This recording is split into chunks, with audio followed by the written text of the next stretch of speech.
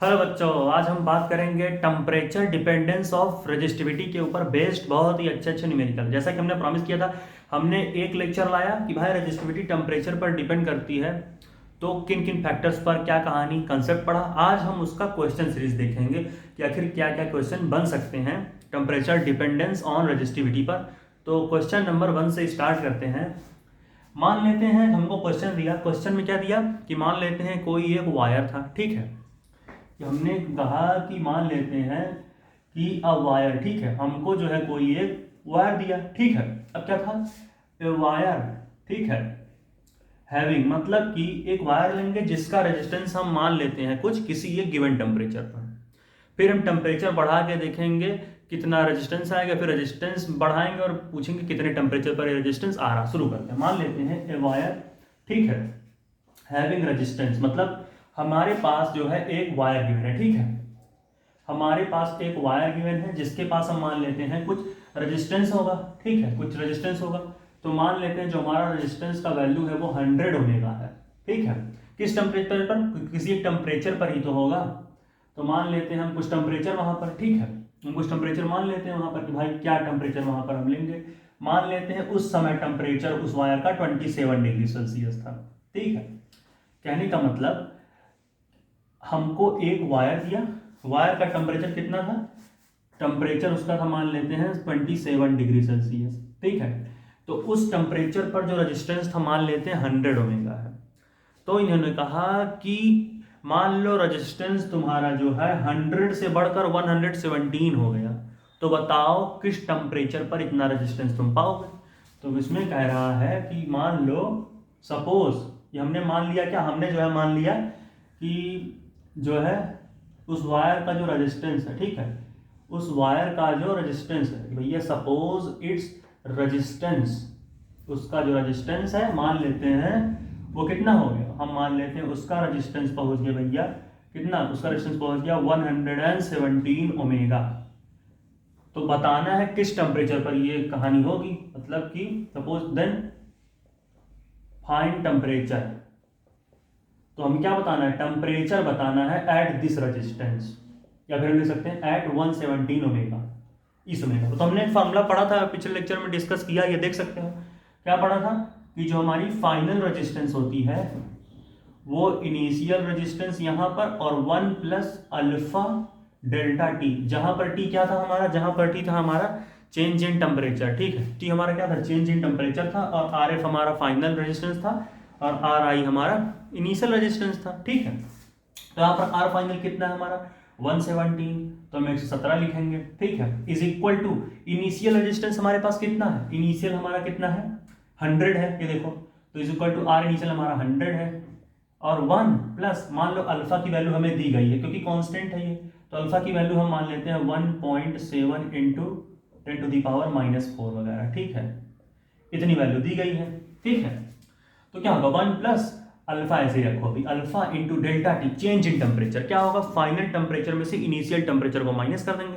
तो final temperature हमारा कितना है, फाइनल अगर देखें तो हमें पता ही नहीं है, तो क्या करेंगे टी माइनस, और हमें क्योंकि टेम्परेचर पूछा भी है, इनिशियल टेम्परेचर कितना है 27, तो 27 डिग्री रख लो यहाँ। अब इसको सॉल्व करेंगे तो क्या होगा, ध्यान से देखो तो 117, 100 इंटू 100 प्लस अल्फा, तो क्या हो जाएगा 117 माइनस 100 क्या हो जाएगा upon 100 into alpha is equal to क्या हो जाएगा, इज इक्वल टू हमारा हो जाएगा टेम्परेचर टी डिग्री माना है हमने, जो हमें नहीं पता उसको टी डिग्री मान लेते हैं, ये वाला ये, ठीक, -27 डिग्री, ऐसे कर लिया। अब हम क्या करेंगे, अल्फा की वैल्यू यहाँ 117 माइनस 100 विच इंप्लाइज दैट यहाँ क्या हो जाएगा 17 हो जाएगा। तो 17 अपॉन 100 इंटू अल्फा की वैल्यू कितनी है हमारे पास, अल्फा की वैल्यू हमको दी गई है 1.7 इंटू 10⁻⁻4, इतनी वैल्यू दी गई है, इज इक्वल टू क्या है, इज इक्वल टू हमारे पास है टी माइनस 27 डिग्री सेल्सियस, ये वैल्यू हमको दी गई है। अब क्या होगा, पॉइंट से ये जीरो कटेगा और 17 से 17 मर जाएगा, तो बचेगा क्या, बचेगा हमारा एक तरीके से अगर देखोगे आप क्या होगा, ये हो जाएगा 10 इंटू 10⁻⁻4 कितना हो जाएगा 10⁻⁻3, और 10⁻⁻3 ऊपर जाएगा तो 10⁻3, और 10⁻3 क्या हो जाएगा 1000 हो जाएगा, समझ रहे हो। 1000 इज इक्वल टू क्या हो जाएगा टी माइनस 27 डिग्री। अब भैया टी को इधर लेना तो 27 को उधर ले जाओ, तो कितना हो जाएगा 1020 डिग्री सेल्सियस, ये टेम्परेचर तुम पा जाओगे। तो ये हुआ हमारा पहला क्वेश्चन। कैसे किया हमने, यहाँ समझे कि नहीं क्या किया, पॉइंट को हटाया तो 0 मरा, उसके बाद में 17 मर गया, और 10 इंटू 10⁻⁻4, अरे भाई ऐसे करोगे अगर 10 इंटू 10⁻⁻4 अगर तुम करोगे तो ये क्या हो जाएगा 10 इंटू 1/, 4 0 लगा तो 1 0 0 मारा तो ये ऊपर जाके 10⁻3 हो जाएगा, खत्म। तो ये था पहला सवाल, नोट करो। नेक्स्ट क्वेश्चन हम देखते हैं, ये वाला एक सवाल हमने लिख लिया है, इसको हम नोट कर लेते हैं, ठीक है। चलो इसे पॉज करके नोट कर लो यार, देखते हैं नेक्स्ट क्वेश्चन, ठीक है। चलो नेक्स्ट क्वेश्चन देखते हैं हम। भाई अगर हम अगला सवाल देखेंगे तो कैसे करेंगे, ठीक है भाई, हम नेक्स्ट क्वेश्चन को देखना शुरू करेंगे, ठीक है। नेक्स्ट क्वेश्चन क्या है कि मान लेते हैं कि हमारे पास क्या है, कोई एक प्लेटिनम, क्या कि फिर मान लेते हैं कि हमारे पास कोई नाइट्रोम की वायर है, ठीक है। मान लेते हैं कि हमारे पास कोई, या फिर प्लेटिनम मान लो, ठीक है। कोई एक प्लेटिनम वायर है हमारे पास, ठीक है, कि भैया हमको दिया जो है कि तुम एक प्लेटिनम वायर ले लो, ठीक है। तो क्या कहा उसने, कहा कि एट मान लो 0 डिग्री सेल्सियस पर, ठीक है, एट 0 डिग्री सेल्सियस जो उस प्लेटिनम वायर का रेजिस्टेंस था, ठीक है, एट 0 डिग्री सेल्सियस क्या था, जो उस प्लेटिनम वायर का रेजिस्टेंस था वो कितना होगा, मान लेते हैं उस प्लेटिनम वायर का रेजिस्टेंस 0 डिग्री सेल्सियस पर कितना है 4 ओमेगा है, ठीक है।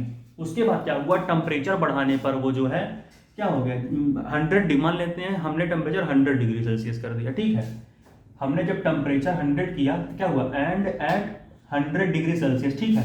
हम जब 100 डिग्री सेल्सियस पर देखेंगे, एंड एट 100 डिग्री सेल्सियस, ठीक है, उसका रेजिस्टेंस जो था, इट्स रेजिस्टेंस, भाई कि उसका जो रेजिस्टेंस है हम मान लेते हैं उसका रेजिस्टेंस जो है हो गया 8 ओमेगा, मान लेते हैं 8 ओमेगा चला गया उसका रेजिस्टेंस 100 डिग्री सेल्सियस पर, ठीक है।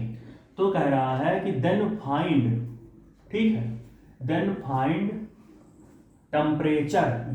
टेम्परेचर जब हमारा रेजिस्टेंस उसका पहुंच जाएगा, मान लेते हैं कितना, यहाँ 4 था, यहाँ कितना लिए हमने 8 ओमेगा, यहाँ मान लेते हैं 10 ओमेगा, या फिर 12 ले लेते हैं, थोड़ा सही रहेगा, एट 12 ओमेगा। तो हमने क्या देखा, हम यहाँ पर 2 इक्वेशन बनाएंगे।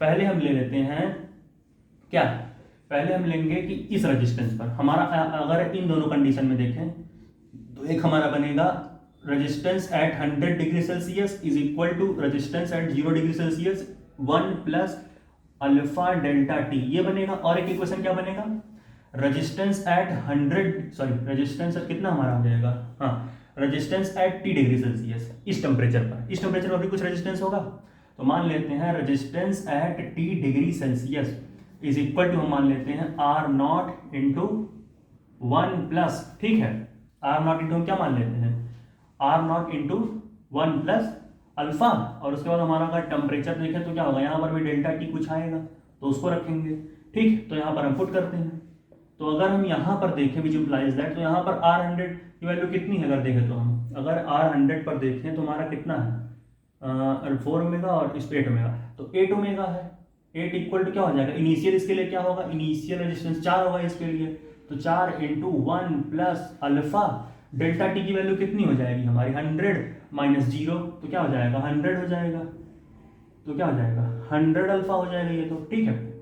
और यहाँ पर क्या होगा, यहाँ R resistance at T temperature कितना है 12 ओमेगा दिया, देखो, then find temperature at 12 omega, यानी टी टेम्परेचर पर हमारा रेजिस्टेंस कितना है 12 ओमेगा है, तो 12 इक्वल टू इसके लिए इनिशियल क्या होगा R0, और R0 कितना हमारा, R0 पर हमारा कितना है 4 ओमेगा, R0 का मतलब क्या है 0 डिग्री सेल्सियस पर का रेजिस्टेंस, तो 0 डिग्री सेल्सियस पर कितना रेजिस्टेंस है हमारा 4 ओमेगा गिवन है, तो इज इक्वल टू हम 4 ओमेगा रखेंगे 1 प्लस अल्फा, कितना टेम्परेचर डिफरेंस कितना हो जाएगा भाई इसका, अगर हम टेम्परेचर डिफरेंस इसका देखें तो कितना होगा 12 पे कितना हमारा T, तो 1 प्लस क्या हो जाएगा अल्फा इंटू टेम्परेचर डिफरेंस कितना होगा, टेम्परेचर डिफरेंस इसका हमारा हो जाएगा T माइनस 100, समझ रहे कि T से 100 तक के बीच का हम देख रहे हैं, जो T हमारा फाइनल है 100 यहाँ इनिशियल हो जाएगा, समझ रहे हैं। अब हमने एक फार्मूला पढ़ा था पिछले लेक्चर में कि अल्फा की वैल्यू क्या होती है, अल्फा की वैल्यू हमने निकाली थी कि फाइनल रेजिस्टेंस में से इनिशियल रेजिस्टेंस को घटाओ और इनिशियल रेजिस्टेंस को मल्टीप्लाई कर दो चेंज इन टेम्परेचर में, तुम्हारी वैल्यू निकल आएगी। तो वही हम करेंगे, which implies that alpha equal to क्या हो जाएगा, अगर हम इस वाले इक्वेशन के लिए, इक्वेशन नंबर 1 के लिए अगर अल्फा की वैल्यू देखें तो क्या होगा फाइनल टेम्परेचर हमारा कितना है, फाइनल टेम्परेचर अगर एक तरीके से हम देखें यहाँ पर, जो हमारी फाइनल टेम्परेचर होगी इस कंडीशन में वो हमारी होगी 8, तो 8 माइनस 4 इनिशियल टेम्परेचर अपॉन में इनिशियल टेम्परेचर कितना है 4 इंटू चेंज इन टेम्परेचर कितना है हमारा 100 होगा, 100 माइनस 0 इज इक्वल टू 100 होगा, 100 ये हो जाएगा। अब क्या करेंगे, ये और ये आपस में बराबर होंगे, equation first and equation second, alpha की वैल्यू तो इज इक्वल टू ये इसका अल्फा ले लो, इसका अल्फा क्या होगा, इनिशियल टेम्परेचर इसका कितना है, सॉरी फाइनल टेम्परेचर इसका है 12, इसका इनिशियल क्या है, इसका भी 4 है, देखो ये आर इनिशियल की जगह है ना ये, ठीक है। और क्या होगा, और अगर हम अपॉन में इनिशियल टेम्परेचर इनटू हमारा टेम्परेचर डिफरेंस कितना है, टेम्परेचर डिफरेंस अगर हम देखें तो T माइनस 100 है यहाँ पर टेम्परेचर डिफरेंस, ठीक है। ये हमारा कितना है, ये हमारा हो जाएगा T माइनस 100।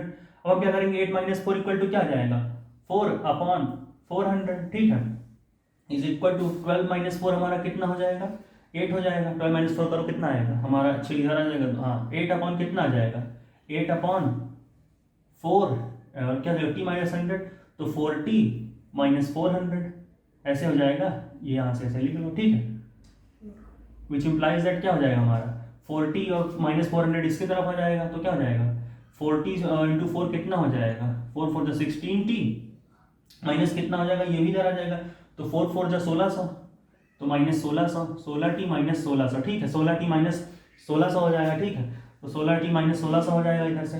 उसके बाद हम क्या करेंगे 400 इंटू 8 कर देंगे, तो 400 इंटू 8 कितना हो जाएगा 4 32 इज इक्वल टू क्या जाएगा 32 और डबल जीरो हो जाएगा, तो डबल जीरो यहाँ लिख लिया। अब हम क्या करेंगे 16T इक्वल टू हम क्या कर देंगे 16T इक्वल टू हमारा हो जाएगा 3200 माइनस 1600। अब 3200 में से भाई 1600 करोगे तो 1600 ही आएगा, तो 16T इक्वल टू कितना आ जाएगा 16T इक्वल टू हमारा आ जाएगा 1600, ठीक है, 16T इक्वल टू हमारा कितना आ जाएगा 1600 आ जाएगा। देखो कैमरे में सही आ रहा है कि नहीं देखते हैं हम पहले, बिल्कुल सही दिख रहा है भाई यहाँ पर, ठीक है, तो कितना आ जाएगा ये हमारा 16T इक्वल टू 1600 हो जाएगा। इसको हटा दे भाई यहाँ से, बिठा दे बेटा, चलो बिठा दे, ठीक है, चलो समझ गए थे ना। तो कितना हो जाएगा हमारा वैल्यू, अगर हम ये सारी कहानी यहाँ पर खेलेंगे तो कितना आएगा हमारा जो वैल्यू होगा 16T इक्वल टू 1600, यानी टेम्परेचर हमारा क्या हो जाएगा, टेम्परेचर हमारा हो जाएगा 1600 बाई 16, समझ रहे हो। तो क्या हो जाएगा, अगर इसको हम डिवाइड करोगे, पूरा करके दिखाना पड़ता है भाई सब लोगों को, 1600 इंटू 6, तो 16 1 16 हो जाएगा जीरो, तो क्या हो जाएगा 1600 बन जाकर, तो भाई खत्म हो गया, समझ रहे हो क्या हो जाएगा। अगर देखोगे तो 16 दहम्मे में जाएगा और ये तुम्हारा कितना हो जाएगा 100, तो इसका मतलब टेम्परेचर तुम्हारा कितना जाएगा, समझ रहे हो क्या है बच्चे। या फिर ऐसे कर दो, इसे 2 8 जा 16, 2 8 जा 16, तो 0 0, अब समझ, अब भी नहीं समझे, देखो 2 4 जा 8, 2 4 जा 8, अब भी नहीं समझे, मजा ले लिया सर ने हमारा, 2 2 जा ये 200, अब भी नहीं समझे, ये देखो सब अब समझे यानी तुम्हारा टेम्परेचर कितना जाएगा, टेम्परेचर तुम्हारा यहाँ से घट गया 1600 बटे में 100 और तुम्हारा ये आ गया 100 डिग्री सेल्सियस। समझ आया कि नहीं कैसे किया, देखो दो इक्वेशन बना लिया। पहले हमने क्या लिया, वो रेजिस्टेंस जब हमारा टेम्परेचर 100 डिग्री सेल्सियस था वो यहाँ पर फाइनल था, वो टेम्परेचर यहाँ इनिशियल हो गया था इस कंडीशन में, ठीक है। RT भी नहीं, वो ऐसे सॉरी गलत बोल दिया सॉरी, यहाँ पर क्या था R100 मतलब रेजिस्टेंस एट 100 डिग्री सेल्सियस हमारा फाइनल था, यहाँ पर resistance at T temperature final था, और इनिशियल टेम्परेचर हमने सेम लिया। कौन सा सेम लिया कि भाई 0 डिग्री सेल्सियस वाला ही ले लिया दोनों कंडीशन में, R0। देखो यहाँ पर R0 क्या है, R0 हमारा है रेजिस्टेंस एट 0 डिग्री सेल्सियस, और R100 क्या है रेजिस्टेंस एट 100 डिग्री सेल्सियस, अब समझे। और हमारा रेजिस्टेंस एट T क्या है, ये हमारा है resistance at T degree Celsius. Alpha की वैल्यू हमने पुट करी और सारी वैल्यू यहां से निकाल दी थी, समझ रहे हो, समझ रहे हो कि नहीं कैसे किया हर चीज, बिठा दें, चल चल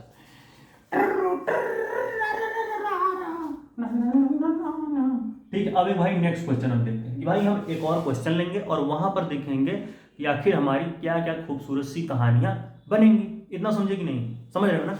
चलो अब हम क्या करेंगे कि हम मान लेते हैं कि हमको जो है क्वेश्चन दिया कि मान लो कोई एक वायर, ठीक है, हमको जो है एक वायर दिया, ए वायर हैविंग, ठीक है, एक वायर है, उसके पास क्या है, एक उस वायर का रेजिस्टेंस है, ए वायर हैविंग रेजिस्टेंस, ठीक है, उस वायर की रेजिस्टेंस है, resistance, a wire having resistance of 6 omega eight 40 degree Celsius, ठीक है।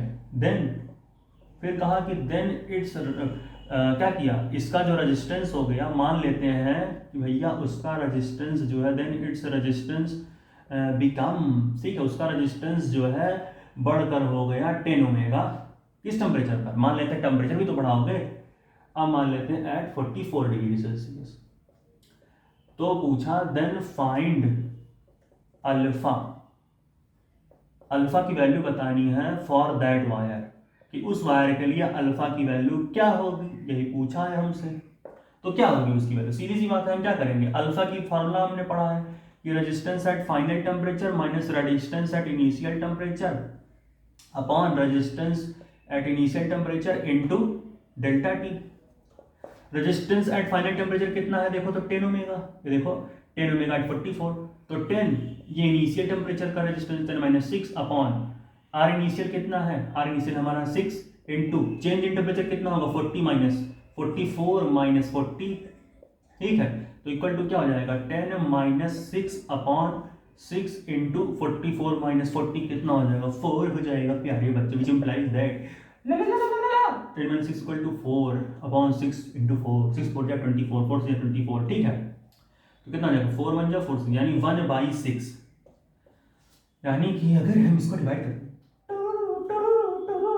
ठीक है, 0.6 1 जा 6 कितना आ जाएगा, कितना आ जाएगा 10 बचेगा 4, ये उड़ाओ 6 6 5 6 5 5 से 30, ठीक है, और 6 1 जा 42, तो 6 5 जा 30, बोले तो 30, ठीक है, तो 0. हाँ भाई 0.15 अल्फा की वैल्यू आ गई is equal to 1/6 equal to 0.15। तो भाई ये था सवाल, समझ गए, नोट कर ले प्यारे बच्चे, चल ठीक है। अच्छा कुछ ना बेसिक सी चीजें थी जो हमने बताई नहीं थी पिछले लेक्चर में, क्या था कि देखो जो तुम्हारा अल्फा का वैल्यू होता है ना, अल्फा जो होती है किसी भी मटेरियल कोएफिशिएंट, हमने एक फॉर्मूला पढ़ा था कि R इक्वल टू आर, मान लो R initial into 1 plus alpha delta T, ये हमने फॉर्मूला पढ़ा था पिछले लेक्चर में, यहाँ पर आर फाइनल था, ये पढ़े थे ना पिछले लेक्चर में। देखो तो अल्फा जो होता है वो पॉजिटिव होता है, किसके लिए, कंडक्टर्स के लिए, ऐसा क्यों भैया, कंडक्टर के लिए, क्योंकि देखो आर फाइनल तुम्हारा ज़्यादा होगा, आर इनिशियल कम होगा, तो तुम्हारा पॉजिटिव आ जाएगा। तो जो कंडक्टर्स का अल्फा होता है वो हमेशा पॉजिटिव होता है, और अल्फा जो होता है हमेशा निगेटिव होता है सेमी कंडक्टर्स के लिए, ये भी याद रखना, समझ रहे हो। जो सेमी कंडक्टर्स होते हैं उनका अल्फा हमेशा निगेटिव होता है, क्यों भाई, आर इनिशियल तुम्हारा ज़्यादा होना चाहिए, आर इनिशियल ज़्यादा हुआ तो आर फाइनल कम, सीधी बात है, माइनस में आ गए। तो सेमी कंडक्टर का जो अल्फा होता है वो हमेशा ही कम होता है, निगेटिव, ठीक है। अल्फा फॉर एलाइस, उसके लिए क्या ही देखोगे, अनअफेक्टेड है हर चीज़ से, कुछ भी हो सकता है। तो ये चीज़, दो चीज़ें तुम याद रखो कि भाई अल्फा किसी भी कंडक्टर का हमेशा पॉजिटिव, अल्फा किसी सेमी कंडक्टर का हमेशा निगेटिव, ठीक है। चलो ये सब फॉर्मूला पढ़े ही थे। अच्छा ये समझ रहे हो कि नहीं जो हमने पढ़ा कि R F equal to R in, ये सब देखो आज जो क्वेश्चन तेजी से लगवा दिया, पिछले लेक्चर में कंसेप्ट बताया था इसलिए तेजी से बताया, मैं इस उम्मीद में था कि भाई तुम लोग पढ़ के आए होगे, कहीं से पढ़े होगे नहीं, मेरा ही लेक्चर देखो, जहाँ से भी देखे होगे, लेकिन देख कर तो आए ही होगे, तो इसलिए मैंने कंसेप्ट आज नहीं बताया, क्योंकि कंसेप्ट तो पिछले लेक्चर में ही मैंने बताया हुआ है। तो आज हमने जो है फार्मूला देख लिया, 1 प्लस अल्फा डेल्टा टी, यही हमने फार्मूला पढ़ा था, इसी के ऊपर हमने जो सारी चीज़ देख ली थी। समझ रहे हो, समझ रहे हो नहीं, समझ रहे हो। कुछ फॉर्मूला आज रिकैप करते हैं, नोट करते हैं, जो अभी तक हमने पढ़ा। हमने करंट और ड्रिफ्ट वेलोसिटी के बीच का रिलेशन देखा था, आई इक्वल टू, हमने क्या देखा था, drift velocity into E into N into वे, कुछ रिकैप करेंगे, समझ रहे हो। ये तुम्हारा था करंट का फॉर्मूला, ये ड्रिफ्ट वेलोसिटी, ये इलेक्ट्रॉन के ऊपर का चार्ज, ये number of electrons per unit volume था, ये क्रॉस सेक्शन का एरिया था। एक हमने फॉर्मूला पढ़ा था drift velocity equal to minus E into tau by M, ये भी पढ़े थे हम लोग, जहाँ पर ई क्या था, इलेक्ट्रॉन के ऊपर का चार्ज, कैपिटल ई क्या था, इलेक्ट्रिक फील्ड थी कंडक्टर के ऊपर अप्लाई करने वाली, टाउ क्या था, रिलैक्सेशन टाइम था, दो कर्नल्स के बीच में कोलिजन वगैरह। नोट करो, करो नोट भाई, करो करो फैसला, करो फैसला, हाँ करो फैसला, करो फैसला करो। कहाँ से बोल रहे हो सर, एमजीओ का नकल मार रहे हो क्या, एम जो ए वो is a very good video maker. क्या करें, गाना पड़ता है ये हमारा ड्रिफ्ट फिलॉसफी। तो ऐसे यार कई सारे फॉर्मूले थे जो हमने देखे थे। तो भाई ये सब सारे जो हमारे होते हैं लेक्चर्स थे, तो ये हमने जो है कुछ प्यारे प्यारे नन्हे मुन्ने न्यूमेरिकल्स को जो है देखा, और हमने कई सारा क्वेश्चन देखो कि इस पे करा दिया होगा। यार अल्फा की वैल्यू भी हमने निकाली थी, यहाँ से अल्फा की वैल्यू क्या आई थी, अल्फा की वैल्यू निकाल दी R final minus R initial upon R initial into क्या था डेल्टा टी। कैसे निकाले यार, यहीं से तो पूरा प्रोड्यूस करे हैं फॉर्मूला हम लोग। पिछले लेक्चर में पढ़ा ही क्या था, यही निकालना सीखा था। और कंडक्टर, सेमी कंडक्टर, एलॉयस का जो है हमने जो है रेजिस्टेंस और टेम्परेचर का ग्राफ देखा था। आज हमने क्वेश्चन सीरीज लगा ली, ठीक है। अब अगले लेक्चर में हम लेकर आएंगे ओम्स लॉ। ओम्स लॉ क्या है, थोड़ा सा इंट्रो ले लो आज कि यार देखो वहां पर ना पोटेंशियल बढ़ाने पर तुम्हारा करंट भी बढ़ेगा, लेकिन ओमिक कंडक्टर से उसको फॉलो करेंगे। ओमिक क्या, अरे ओम्स ने लॉ दिया कि पोटेंशियल बढ़ाओगे तो करंट बढ़ेगा, करंट बढ़ाओगे तो पोटेंशियल बढ़ेगा, और जो कंडक्टर इसे फॉलो नहीं करेगा उसे नॉन ओमिक बोल देंगे, जो कंडक्टर इसे फॉलो करेगा उसे ओमिक बोल देंगे। तो उसमें वो सारी बातें होंगी, ओम्स लॉ का स्केलर फॉर्म, ओम्स लॉ का वेक्टर फॉर्म, तो यही सब चीज़ें वहाँ पर बातें चलेंगी, चर्चाएं होंगी, नए नए वहाँ पर खेल खेले जाएंगे, आखिर कैसे बनता है कैसे नहीं। तो भाई ये था लेक्चर जहाँ हमने फर्स्ट लेक्चर में देखा टेम्परेचर डिपेंडेंस ऑफ रेजिस्टिविटी का कॉन्सेप्ट, और आज हमने देखा टेम्परेचर डिपेंडेंस ऑफ रेजिस्टिविटी के बहुत ही प्यारे प्यारे नन्हे मुन्ने न्यूमेरिकल्स। तो बच्चों ये था आज का लेक्चर, इसके बाद हम लाएंगे ओम्स लॉ। और अभी भी बचे हैं कम से कम 15 से 16 लेक्चर्स, जहाँ पर मीटर ब्रिज, पोटेंशियोमीटर और फलाना ढिमकाना जो भी टॉपिक्स हैं उसको कवर करेंगे। तब तक के लिए पढ़ाई करते रहो बच्चों, ऑल द वेरी बेस्ट, क्योंकि पढ़ाई ही जिंदगी है, रुकना मत, पढ़ते रहो।